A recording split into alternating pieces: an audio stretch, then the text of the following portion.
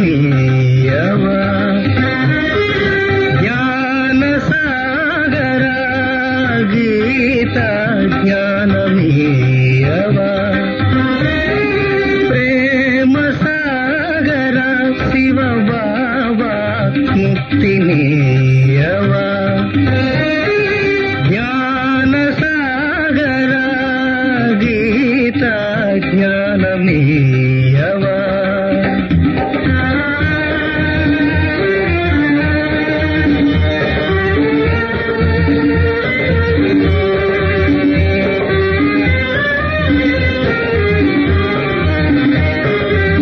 సద్గతి దాతవు సృష్టికి కర్తవు పరంపితవు పరమాత్మవు సద్గతి దాతవు సృష్టికి కర్తవు పరంపితవు పరమాత్మవు పతిత పావన పరమ సద్గురు స్వర్గ స్థాపక లోకేశ్వర పతిత పావన పరమ సద్గురు స్వర్గ స్థాపక లోకేశ్వర ప్రేమ సాగర బాబా ముక్తినీయవా జ్ఞాన సాగర గీత జ్ఞానమీయవా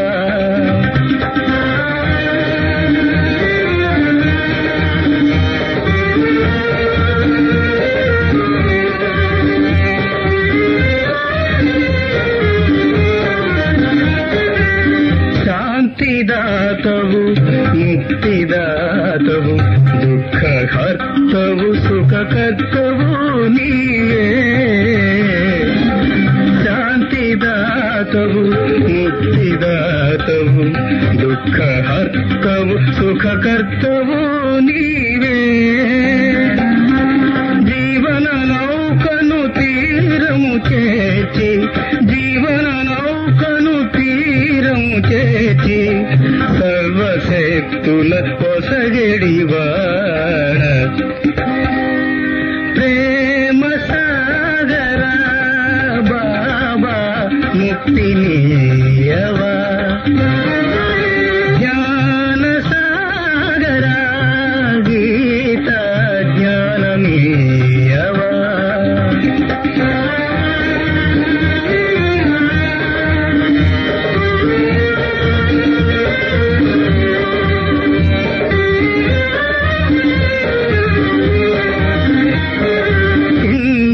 క్రైస్తవ మహమ్మదీయులు బౌద్ధులు జైనులు సోదరులు హిందూ క్రైస్తవ మహమ్మదీయులు బౌద్ధులు జైనులు సోదరులు మానవులందరూ నీ సంతానం మానవులందరూ నీ సంతానం నీవే వారికి ఆధారం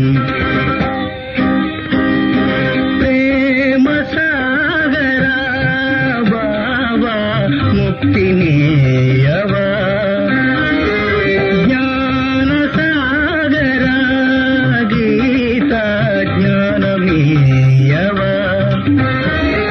ప్రేమ సాగర శివ బాబా ముక్తినీయవా జ్ఞాన సాగర గీత జ్ఞానమీయవా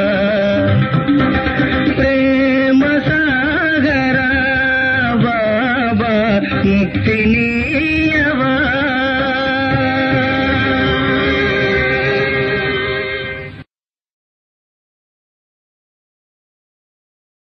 ఓం శాంతి 17/3/2025 మధురమైన పిల్లలు, చదువే సంపాదన. చదువు సంపాదనకు ఆధారము. ఈ చదువు ద్వారానే మీరు 21 జన్మల కొరకు ఖజానాను జమ చేసుకోవాలి. ప్రశ్న: ఏ పిల్లలపై బృహస్పతి దశ ఉంటుందో వారిలో ఏ గుర్తులు కనిపిస్తాయి? జవాబు: వారి యొక్క పూర్తి అటెన్షన్ శ్రీమతంపై ఉంటుంది. చదువును బాగా చదువుతారు, ఎప్పుడూ కూడా ఫెయిల్ అవ్వరు. శ్రీమతాన్ని ఉల్లంఘించేవారే చదువులో ఫెయిల్ అవుతారు. వారిపై మళ్లీ రాహుదశ కూచుండిపోతుంది. ఇప్పుడు పిల్లలైన మీపై వృక్షపతి అయిన తండ్రి ద్వారా బృహస్పతి దశ కూర్చుంది. పాట: ఈ పాపపు ప్రపంచం నుండి. ఓం శాంతి. ఇది పాపాత్ముల పిలుపు. మీరైతే ఇలా పిలవవలసిన అవసరం లేదు, ఎందుకంటే మీరు పావనంగా అవుతున్నారు. ఇది ధారణ చేయవలసిన విషయము. ఇది చాలా భారీ ఖజానా. స్కూల్లో చదివే చదువు కూడా ఖజానా వంటిదే కదా. చదువు ద్వారా శరీర నిర్వహణ జరుగుతుంది. భగవంతుడు చదివిస్తున్నారు అని పిల్లలకు తెలుసు. ఇది చాలా ఉన్నతమైన సంపాదన, ఎందుకంటే లక్ష్యం, ఉద్దేశం ఎదురుగా నిలబడి ఉంది. సత్యాతి సత్యమైన ఈ సత్సంగం మొత్తం కల్పంలో ఒక్కసారి మాత్రమే జరుగుతుంది. ఓ పతితపావన రండి అని పిలుస్తారు. ఇప్పుడు వారు పిలుస్తూ ఉంటారు, కాని ఇక్కడ భగవంతుడు మీ ఎదురుగా కూర్చునున్నారు. మనం కొత్త ప్రపంచం కొరకు పురుషార్థం చేస్తున్నాము అని పిల్లలైనా మీకు తెలుసు. అక్కడ దుఃఖం యొక్క నామరూపాలు ఉండవు. మీకు ప్రశాంతత అనేది స్వర్గంలో లభిస్తుంది. నరకంలో ప్రశాంతత లేదు. ఇదైతే విషయసాగరం, కలియుగం కదా. అందరూ ఎంతో దుఃఖితులుగా ఉన్నారు. అందరూ భ్రష్టాచారం ద్వారా జన్మ తీసుకునేవారే. అందుకే బాబా, మేం పత్తంగా అయిపోయాము అని ఆత్మ పిలుస్తుంది. పావనంగా అయ్యేందుకు గంగలో స్నానం చేయడానికి వెళ్తారు. అచ్చా, మరి స్నానం చేశారంటే పావనంగా అయిపోవాలి కదా. మళ్లీ గడియ గడియ ఎదురుదెబ్బలెందుకు తింటారు? ఎదురుదెబ్బలు తింటూ మెట్లు కిందకు దిగుతూ దిగుతూ పాపాత్ములుగా అయిపోతారు. 84 జన్మల రహస్యాన్ని పిల్లలైన మీకు తండ్రే కూర్చుని అర్థం చేయిస్తారు. ఇతర ధర్మాల వారైతే 84 జన్మలు తీసుకోరు. మీ వద్ద ఈ 84 జన్మల యొక్క చిత్రం, మెట్లవరుస చిత్రం చాలా బాగా తయారు చేయబడింది. కల్పవృక్షం యొక్క చిత్రం కూడా గీతలో ఉంది. కాని భగవంతుడు గీతను ఎప్పుడు వినిపించారు, వారొచ్చి ఏం చేశారు అనేది ఏమీ తెలియదు. ఇతర ధర్మాల వారికి తమ తమ శాస్త్రాల గురించి తెలుసు. భారతవాసులకు ఏమాత్రమో తెలియదు. తండ్రి అంటారు, నేను సంగమయుగంలోనే స్వర్గాన్ని స్థాపన చేయడానికి వస్తాను. డ్రామాలో మార్పు జరగదు. డ్రామాలో ఏదైతే నిశ్చితమై ఉందో అది ఖచ్చితంగా అదే విధంగా జరగనున్నది. అలాగని అది అలా జరిగి మళ్లీ మారిపోతుంది అని కాదు. పిల్లలైన మీ బుద్ధిలో డ్రామా చక్రం పూర్తిగా కూర్చునుంది. ఈ 84 జన్మల చక్రం నుండి మీరు ఎప్పటికీ విముక్తులవ్వలేరు. అనగా ఈ ప్రపంచం ఎప్పటికీ అంతమవ్వదు అని అర్థము. ప్రపంచం యొక్క చరిత్ర, భూగోళము రిపీట్ అవుతూనే ఉంటాయి. ఈ 84 జన్మల చక్రం యొక్క చిత్రం, మెట్లవరుస చిత్రం చాలా అవసరము. త్రిమూర్తి మరియు సృష్టి చక్రం ముఖ్యమైన చిత్రాలు. ప్రతి యుగం 12,050 సంవత్సరాలది అని సృష్టి చక్రం చిత్రంలో చాలా స్పష్టంగా చూపించబడింది. ఇది అందుల ముందు అద్దం వంటిది. 84 జన్మల జన్మపత్రి యొక్క అద్దము. తండ్రి పిల్లలైన మీ దశను వర్ణన చేస్తారు. తండ్రి మీకు అనంతమైన దశ గురించి తెలియజేస్తారు. ఇప్పుడు పిల్లలైన మీపై బృహస్పతి యొక్క అవినాశి దశ కూర్చుంది. ఇక ఆపై అంతా చదువుపై ఆధారపడి ఉంది. కొందరిపై బృహస్పతి దశ, కొందరిపై శుక్రుని దశ, కొందరిపై రాహు దశ కూర్చుని ఉంది. ఫెయిల్ అయితే రాహు దశ అంటారు. ఇక్కడ కూడా అలాగే ఉంటుంది. శ్రీమతంపై నడవకపోతే రాహు యొక్క అవినాశి దశ కూర్చుంటుంది. అది బృహస్పతి యొక్క అవినాశి దశ. అది మళ్లీ రాహు యొక్క దశగా అయిపోతుంది. పిల్లలు చదువుపై పూర్తి అటెన్షన్ పెట్టాలి. సెంటర్ దూరంగా ఉంది, ఇదుంది, అదుంది అని ఇందులో సాకులు చెప్పకూడదు. నడుచుకుని రావటానికి 6 గంటలు పట్టినా సరే చేరుకోవాలి. మనుషులు యాత్రలకు వెళ్తారు. ఎన్ని ఎదురుదెబ్బలు తింటారు. పూర్వము ఎక్కువగా నడిచి వెళ్లేవారు. ఎద్దుల బండిపై కూడా వెళ్లేవారు. కాని ఇప్పుడు ఇది ఒక పట్టణానికి సంబంధించిన విషయమే. ఇది తండ్రి యొక్క ఎంత పెద్ద విశ్వవిద్యాలయము. దీని ద్వారా మీరు ఈ లక్ష్మీనారాయణల వలె తయారవుతారు. ఇంత ఉన్నతమైన చదువు కొరకు దూరమవుతుందని లేదా తీరిక లేదని కొందరంటారు. తండ్రేమంటారు? ఈ బిడ్డ యోగ్యంగా లేడు. తండ్రి ఉన్నతిలోకి తీసుకువెళ్లేందుకొస్తే ఇతను స్వయాన్ని సర్వనాశనం చేసుకుంటున్నాడు. శ్రీమతం ఏం చెప్తుందంటే, పవిత్రంగా అవ్వండి, దైవీ గుణాలను ధారణ చేయండి. కలిసుంటూ కూడా వికారాల్లోకి వెళ్లకూడదు. మధ్యలో జ్ఞానయోగాలనే ఖడ్గం ఉంది. మనమైతే పవిత్ర ప్రపంచానికి యజమానులుగా అవ్వాలి. ఇప్పుడైతే పతిత ప్రపంచానికి యజమానులుగా ఉన్నారు కదా. ఆ దేవతలు డబల్ కిరీటధారులుగా ఉండేవారు. మళ్లీ అర్ధకల్పం తర్వాత ప్రకాశ కిరీటం పోతుంది. ఈ సమయంలో ప్రకాశ కిరీటం ఎవరిపైనా లేదు. కేవలం ధర్మస్థాపకులెవరైతే ఉన్నారో వారిపై ఉండొచ్చు. ఎందుకంటే ఆ పవిత్రాత్మలు శరీరంలోకి వచ్చి ప్రవేశిస్తారు. ఇదే భారత్లో డబల్ కిరీటధారులు కూడా ఉండేవారు, సింగిల్ కిరీటధారులు కూడా ఉండేవారు. ఇప్పటికీ కూడా డబల్ కిరీటధారులు ఎదురుగా సింగిల్ కిరీటధారులు తల వంచి నమస్కరిస్తారు. ఎందుకంటే వారు పవిత్రమైన మహారాజులు, మహారాణులు. మహారాజులు రాజుల కంటే కూడా గొప్పవారు. వారి వద్ద పెద్ద పెద్ద ఆస్తులుంటాయి. సభలో కూడా ముందు మహారాజులు, వారి వెనుక నంబరువారుగా రాజులు కూర్చుంటారు. వారి దర్బారు నియమానుసారంగా జరుగుతుంది. ఇది కూడా ఈశ్వర్య దర్బారు. దీనిని ఇంద్రసభ అని కూడా అంటూ ఉంటారు.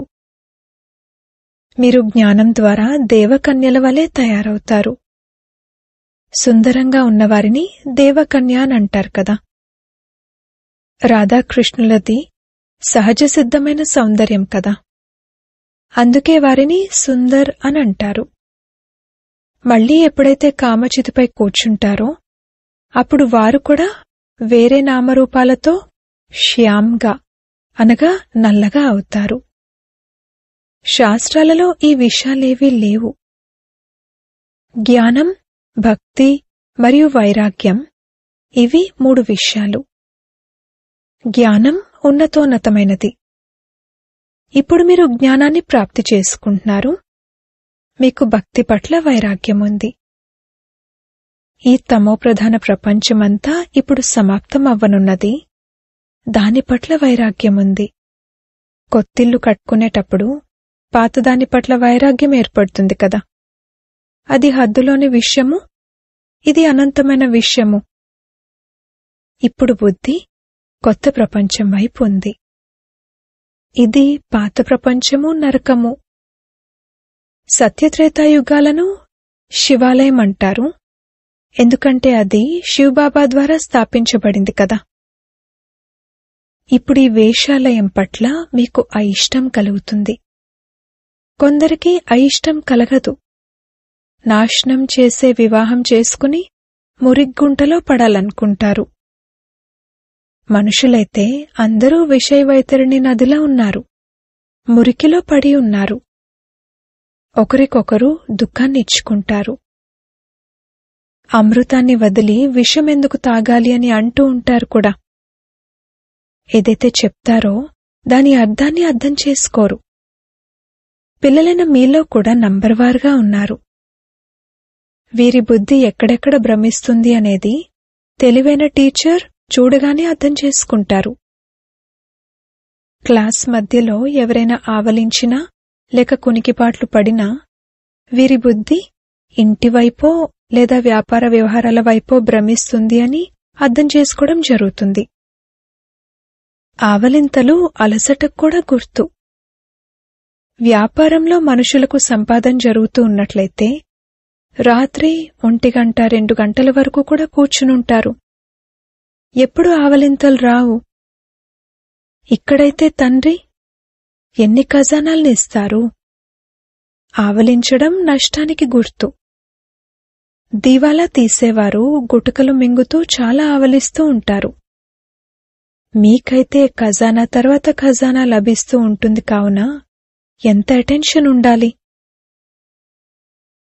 చదువుకునే సమయంలో ఎవరైనా ఆవలిస్తే వీరి బుద్ధియోగం వేరే వైపులకు భ్రమిస్తూ ఉంటుందని తెలివైన టీచర్ అర్థం చేసుకుంటారు. ఇక్కడ కూర్చుని కూడా ఇల్లు వాకిళ్లు గుర్తుకొస్తాయి, పిల్లలు గుర్తుకొస్తారు. ఇక్కడైతే మీరు బట్టీలో ఉండాల్సి ఉంటుంది. ఇంకెవ్వరూ గుర్తుకు రాకూడదు. ఉదాహరణకు ఎవరైనా 6 రోజులు బట్టీలో ఉన్నారనుకోండి. చివర్లో వారికి ఎవరైనా గుర్తుకొచ్చి ఉత్తరం రాశారంటే వారిని ఫెయిల్ అంటారు. మళ్లీ 7 రోజుల బట్టీని ప్రారంభించాలి. అన్ని రోగాలు తొలగిపోవాలని 7 రోజుల బట్టీలో ఉంచుతారు. మీరు అర్ధకల్పపు మహారోగులు. కూర్చుని ఉండగా అకాల మృత్యు సంభవిస్తుంది. సత్యుగంలో ఈ విధంగా ఎప్పుడూ జరగదు. ఇక్కడైతే ఏదో ఒక రోగం తప్పకుండా ఉంటుంది. మరణించే సమయంలో ఆ రోగం వలన ఆర్తనాదాలు చేస్తూ ఉంటారు. స్వర్గంలో కొద్దిగా కూడా దుఃఖముండదు. అక్కడైతే సమయం వచ్చినప్పుడు అర్థం చేసుకుంటారు. ఇప్పుడిక సమయం పూర్తయింది, మేమీ శరీరాన్ని వదిలి బిడ్డగా అవుతాము అని. ఇక్కడ కూడా మేమీ విధంగా అవుతాము అని మీకు సాక్షాత్కారం జరుగుతుంది. మేము బిక్కారి నుండి రాకుమారునిగా అవుతున్నాము అని జ్ఞానం ద్వారా కూడా తెలుసుకుంటారు. మన లక్ష్యము ఉద్దేశము ఈ రాధాకృష్ణులుగా అవ్వడమే. లక్ష్మీనారాయణలుగా కాదు, రాధాకృష్ణులుగా అవ్వడము. ఎందుకంటే పూర్తి 5000 సంవత్సరాలు అని వీరికే చెప్తారు. లక్ష్మీనారాయణలకైతే ఎంతైనా 20-25 సంవత్సరాలు తక్కువ అవుతాయి. అందుకే శ్రీకృష్ణుని మహిమ ఎక్కువగా ఉంది. రాధాకృష్ణులే మళ్లీ లక్ష్మీనారాయణలుగా అవుతారని కూడా ఎవరికీ తెలీదు. ఇప్పుడు పిల్లలైన మీరు అర్థం చేసుకుంటూ ఉంటారు.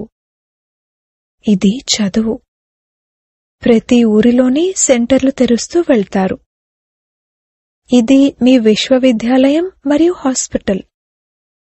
దీనికోసం కేవలం 3 అడుగుల భూమి కావాలి.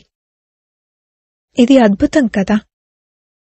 ఎవరి అదృష్టంలోనైనా ఉంటే వారు తమ గదిలో కూడా సత్సంగాన్ని తెరుస్తారు. ఇక్కడ ఎవరైతే ఎంతో ధనవంతులుగా ఉన్నారో వారి ధనమైతే మొత్తమంతా మట్టిలో కలిసిపోనున్నది. మీరు భవిష్య 21 జన్మల కొరకు తండ్రి నుండి వారసత్వాన్ని తీసుకుంటున్నారు.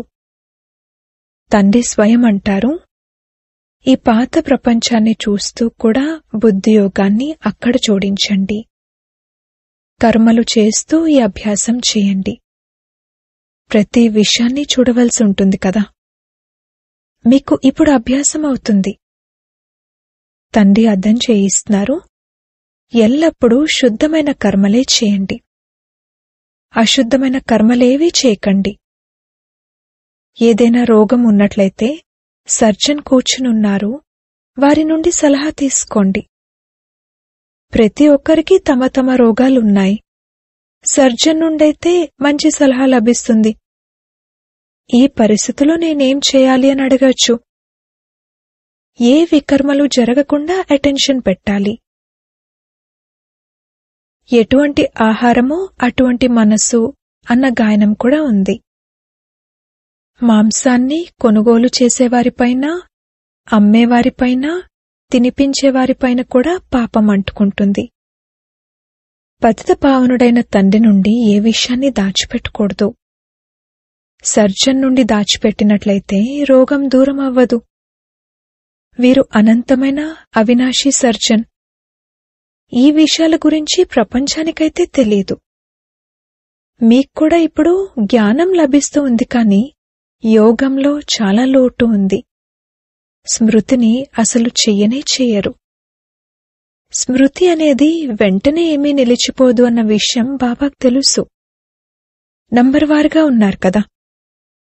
ఎప్పుడైతే స్మృతి యాత్ర పూర్తవుతుందో అప్పుడు కర్మాతీత అవస్థ పూర్తయింది అని అంటారు. ఇక అప్పుడు యుద్ధం కూడా పూర్తి ఎత్తున మొదలైపోతుంది. అప్పటి వరకు ఎంతో కొంత జరిగి మళ్లీ ఆగిపోతూ ఉంటుంది. యుద్ధమైతే ఎప్పుడైనా మొదలవ్వచ్చు. కాని వివేకం ఏం చెప్తుందంటే, ఎప్పటి వరకైతే రాజ్యం స్థాపనవ్వదో అప్పటి వరకు పెద్ద యుద్ధం ప్రారంభమవ్వదు. కొద్ది కొద్దిగా జరిగి మళ్లీ ఆగిపోతుంది. రాజ్యం స్థాపనవుతుంది అన్న విషయం ఎవరికీ తెలీదు. సతో ప్రధాన, సతో రజో తమో బుద్ధి కలవారున్నారు కదా. మీలో కూడా సతో ప్రధాన బుద్ధి కలవారు మంచి రీతిలో స్మృతి చేస్తూ ఉంటారు. బ్రాహ్మణులైతే ఇప్పుడు లక్షల సంఖ్యలో ఉంటారు. కాని అందులో కూడా సొంత పిల్లలు మరియు సవతి పిల్లలు ఉంటారు కదా. సొంత పిల్లలు బాగా సేవ చేస్తారు, తల్లిదండ్రుల మతంపై నడుస్తారు. సవతి పిల్లలు రావణుడి మతంపై నడుస్తారు. కొంత రావణుడి మతంపై, కొంత రాముని మతంపై కొంటుకుంటూ నడుస్తారు. పిల్లలు పాట విన్నారు. ఏమంటారంటే, పాపా, మమ్మల్ని ప్రశాంతత ఉండే చోటుకు తీసుకువెళ్ళండి. స్వర్గంలో ప్రశాంతతే ప్రశాంతత ఉంటుంది. దుఃఖం యొక్క మాటే ఉండదు. స్వర్గమని సత్యుగాన్ని అంటారు. ఇప్పుడిది కలియుగం. ఇక్కడికి స్వర్గం ఎక్కడి నుండి వస్తుంది? మీ బుద్ధి ఇప్పుడు స్వచ్ఛంగా అవుతూ ఉంటుంది. స్వచ్ఛ బుద్ధి కలవారికి మలిన బుద్ధి కలవారు నమస్కరిస్తారు. పవిత్రంగా ఉండేవారికి గౌరవం ఉంటుంది. సన్యాసులు పవిత్రంగా ఉంటారు కావున గృహస్థులు వారికి తలవంచి నమస్కరిస్తారు. సన్యాసులైతే వికారాల ద్వారా జన్మ తీసుకుని తర్వాత సన్యాసులుగా అవుతారు. దేవతలనైతే సంపూర్ణ నిర్వికారులు అని అనడం జరుగుతుంది. సన్యాసులనెప్పుడూ సంపూర్ణ నిర్వికారులు అని అనరు. కావున పిల్లలైన మీకు లోలోపల సంతోషం యొక్క పాదరసం ఎంతగానో పైకెక్కాలి. అందుకే అతీంద్రియ సుఖం గురించి అడగాలంటే గోపగోపికలను అడగండి అని అంటారు. వారు తండ్రి నుండి వారసత్వాన్ని తీసుకుంటున్నారు, చదువుకుంటున్నారు. ఇక్కడ సమ్ముఖంగా వినడంతో నష ఎక్కుతుంది. ఆ తర్వాత కొందరికి అది నిలుస్తుంది, కొందరికి వెంటనే పోతుంది. సాంగత్య దోషం కారణంగా నష స్థిరంగా నిలవదు. మీ సెంటర్లకు ఇటువంటి వారు ఎంతోమంది వస్తారు. కొద్దిగా నష ఎక్కుతుంది. మళ్లీ పార్టీలో మొదలైన వాటికి ఎక్కడికైనా వెళ్తారు. అక్కడ మద్యం, బీడీ మొదలైనవి తాగుతారు. ఇక సమాప్తము. సాంగత్య దోషం చాలా చెడ్డది. హంస మరియు కొంగ కలిసుండలేవు. పతి హంసగా అయితే పత్ని కొంగగా ఉంటుంది. కొన్ని చోట్ల పత్ని హంసగా అవుతుంది, పతి కొంగగా ఉంటారు.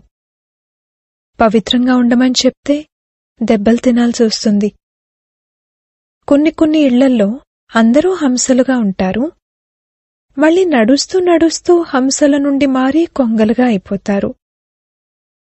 తండ్రి అంటారు, అందరూ స్వయాన్ని సుఖమిచ్చేవారిగా తయారు చేసుకోండి. తమ పిల్లలను కూడా సుఖమిచ్చేవారిగా తయారు చేయండి. ఇది దుఃఖధామం కదా. ఇప్పుడైతే ఇంకా ఎన్నో ఆపదలు రానున్నాయి. అప్పుడిక ఎలా ఆర్తనాదాలు చేస్తారో చూడండి. అరే, తండ్రి వచ్చారు, మేం తండ్రి నుండి వారసత్వాన్ని పొందలేదు అని ఆర్తనాదాలు చేస్తారు. కాని అప్పటికీ టూ లేట్ అయిపోతుంది. తండ్రి స్వర్గం యొక్క రాజ్యాధికారాన్ని ఇవ్వడానికి వస్తారు, కాని వారు దానిని పోగొట్టుకుంటారు. అందుకే బాబా అర్థం చేయిస్తారు, బాబా వద్దకు ఎల్లప్పుడూ దృఢమైన వారిని తీసుకురండి అని. అటువంటి వారు స్వయం అర్థం చేసుకుని ఇతరులు కూడా అర్థం చేయించగలగాలి. అంతేకాని బాబా కేవలం ఒక చూసే వస్తువు కాదు కదా. శివబాబా ఏమీ కనిపించరు కదా. ఎవరైనా తమ ఆత్మను చూశారా? కేవలం తెలుసుకుంటారు. అదేవిధంగా పరమాత్మను కూడా తెలుసుకోవాలి. దివ్యదృష్టి లేకుండా వారినెవరూ చూడలేరు. దివ్యదృష్టి ద్వారా ఇప్పుడు మీరు సత్యుగాన్ని చూస్తారు, తర్వాత అక్కడికి ప్రాక్టికల్గా వెళ్ళాలి. పిల్లలైన మీరు కర్మాతీత అవస్థకు చేరుకున్నప్పుడు కలియుగం వినాశనమవుతుంది. అచ్చా, మధురాతి మధురమైన సిక్కిలదే పిల్లలకు మాతాపిత బాప్దాదాల ప్రియ స్మృతులు మరియు గుడ్ మార్నింగ్. ఆత్మిక పిల్లలకు ఆత్మిక తండ్రి నమస్తే. ధారణ కొరకు ముఖ్య సారము. మొదటి పాయింట్, ఈ పాత ప్రపంచాన్ని చూస్తూ బుద్ధియోగం బాబా మరియు కొత్త ప్రపంచంతో జోడించబడి ఉండాలి. కర్మేంద్రియాల ద్వారా ఏ వికర్మలు జరగకూడదు అన్న అటెన్షన్ ఉండాలి. ఎల్లప్పుడూ శుద్ధ కర్మల్నే చేయాలి. లోపల ఏదైనా రోగం ఉన్నట్లయితే సర్జన్ నుండి సలహా తీసుకోవాలి. రెండవ పాయింట్, సాంగత్య దోషం చాలా చెడ్డది. దీని నుండి స్వయాన్ని చాలా చాలా సంభాళించుకోవాలి. స్వయాన్ని మరియు పరివారాన్ని సుఖమిచ్చేవారిగా తయారు చేయాలి. చదువు విషయంలో ఎప్పుడూ సాకులు చెప్పకూడదు. వరదానము. శ్రేష్ఠ భావన ఆధారంగా సర్వులకు శాంతి శక్తి కిరణాలను ఇచ్చే విశ్వ కళ్యాణకారి భవ.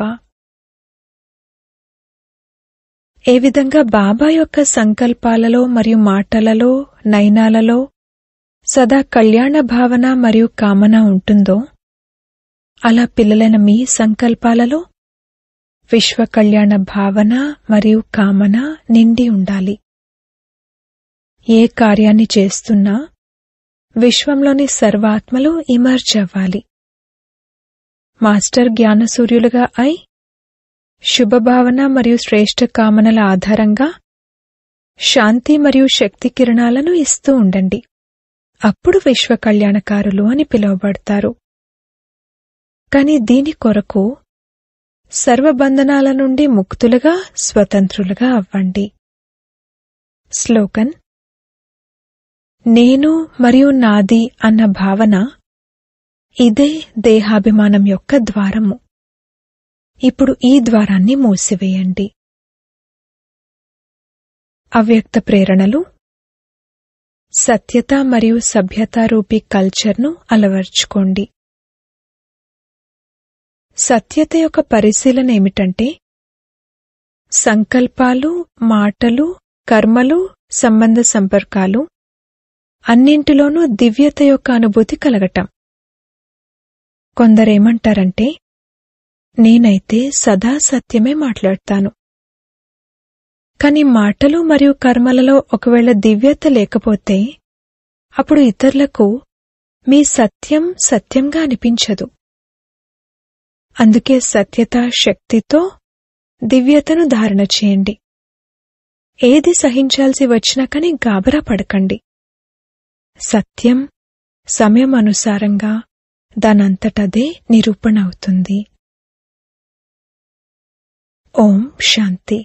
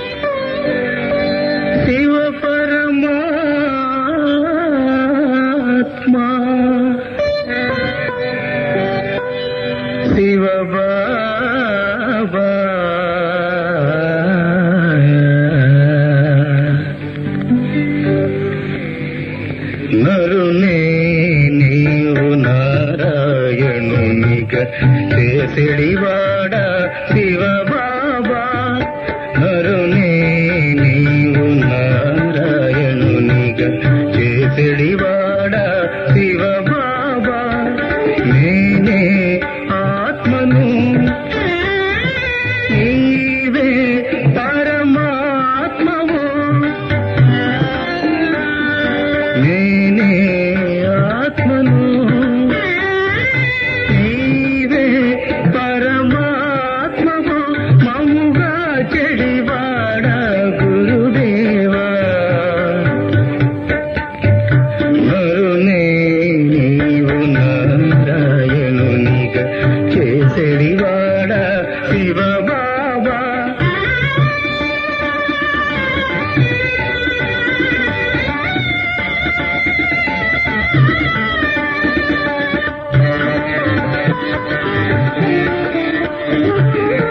జ్యోతిర్బిందు స్వరూపుడవై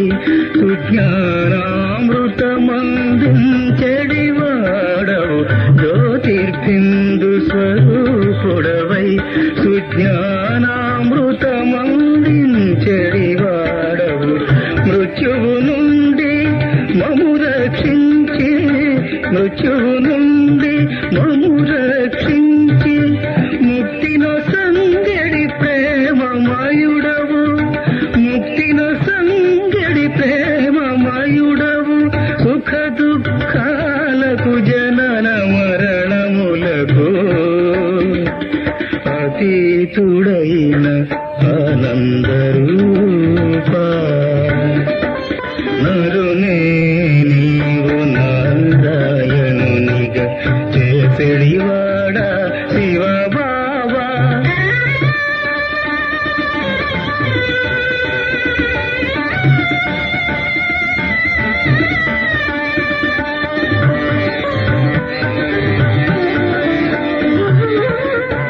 ధర్మస్థాపనకు నిలిచినవాడా స్వాగతమో శివ బాబా ధర్మస్థాపనకు నిలిచినవాడా స్వాగతమో శివ బాబా సుఖ శాంతులు ఇలా సృజించువాడా సుఖ శాంతులు ఇలా సృజించువాడా నిరాకారుడా దివ్య రూప నిరాకారుడా దివ్య రూప విశ్వమంతటిని వెలిగింపజేసే నేత విధాత పునీత పరంపిత